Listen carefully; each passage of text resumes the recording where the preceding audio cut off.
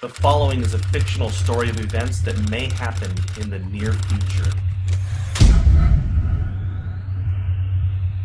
8 a.m. New York Stock Exchange. It's a cold, breezy day on Wall Street as markets await the Federal Reserve's announcement for QE4. Futures are up significantly. The Dow Jones just breached its 2008 high of 14,164. Gold just hit an all-time high of 2,900. Silver just breached $100 per ounce. The dollar index is holding at 53. With official unemployment at 16.3%, there is a nervous feeling on Wall Street that if this doesn't work, the world could implode into a depression that will last for the remainder of the decade. 8:19 a.m. Beijing. Chinese officials announced that they can no longer allow Washington to devalue their holdings. After making their concerns private, China accepts that Washington will never stop paying its debts with inflated currency.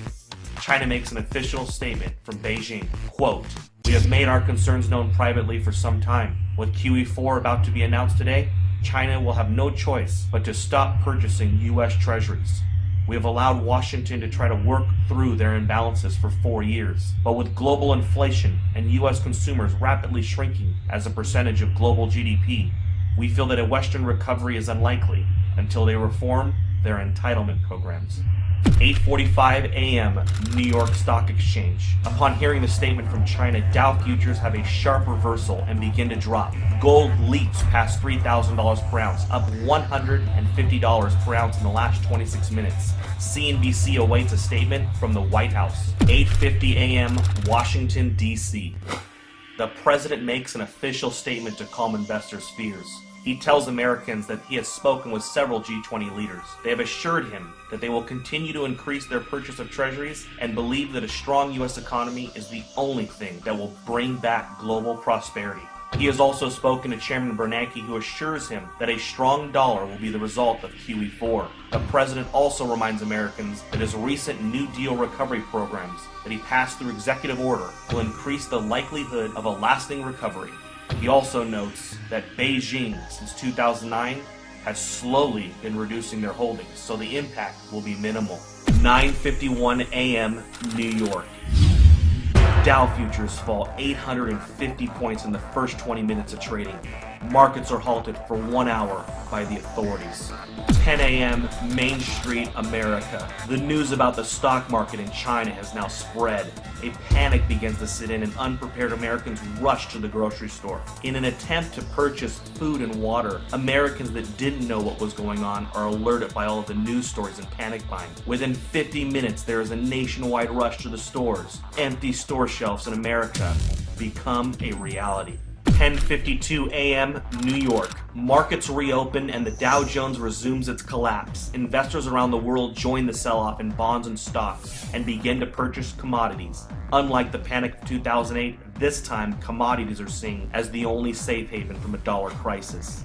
11:30 a.m. New York. The Dow falls 1,700 points since reopening. Trading is halted for at least 2 hours. The Federal Reserve injects $200 billion into the markets and announces that QE4 will be delayed until further notice. Congress is called back to D.C. for an emergency joint session. Some members of Congress are saying that they consider China's statement a financial attack. 12 p.m. Main Street, America. Several cities begin to see civil unrest after grocery stores are forced to close. Traffic in the streets and violence break out. The president puts the National Guard on alert for a possible deployment onto U.S. streets if things don't get under control soon. Several news agencies are reporting injuries at grocery chains and call for the authorities to do something before it gets worse. 12:15 p.m. Toronto, Canada. George Soros tells CNBC that a run on treasuries is imminent and that there is nothing the government can do to stop it. He says it is unfortunate that a controlled decline of the dollar was not coordinated better over the years. Today really could have been avoided if not for the Tea Party politicians who demanded fiscal responsibility and a constitutional government. 3 p.m. Gold closes at $11.53 for the day at $4,053 per ounce. Silver closes at $173 per ounce. The president announces that due to civil unrest in some areas of the country, U.S. stock markets will remain closed for the rest of the day. With the exception of mining and other inflation-related stocks, the majority of U.S. stocks are down significantly due to the sell-off and flight to safety in commodities. The Federal Reserve announces that it will begin to purchase U.S. treasuries and stocks in order to stabilize the markets. But this only feeds investors' fears of a full-blown treasury run and collapse of the dollar. 6 p.m.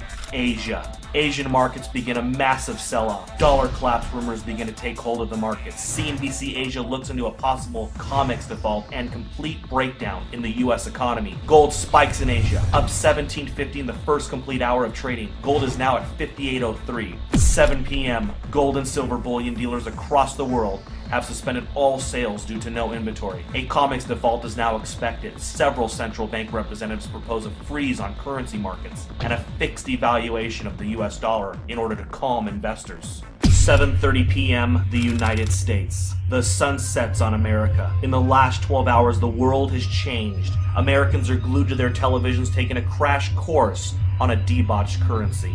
Smoke from fires in the cities have put a dark cloud over the nation. 7:45, the Federal Reserve. The Federal Reserve announces it will inject $1.5 trillion into the markets in order to stop any further decline in stocks. 7:55 p.m., OPEC.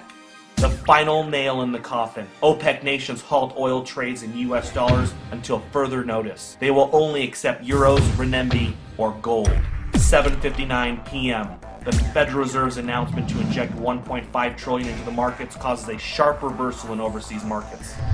Stocks begin to rally even as Main Street melts down. 8 p.m. Manhattan. Gerard Adams, president of the National Inflation Association, sends out an urgent email alert.